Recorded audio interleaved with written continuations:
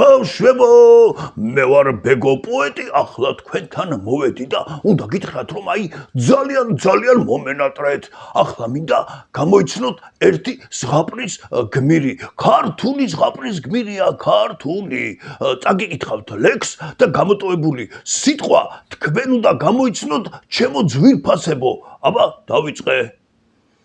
ამ კაცს ყავდა ორი ცხვარი, ხისგან თლიდა ჯოხებს. ჯოხებს ყიდდა, თავს იცავდა, რამე რომ არ მოხდეს. ერთხელ ცხრები შეუჭამა მას ბოროტმა მგელმა, მაგრამ ჯოხი ისე მოსცხო, მგელი სთხოვდა შველას. მართალია ეს ამბავი მოგიყევით მოკლედ, მაგრამ უნდა გამოიცნოთ ეს გმირია.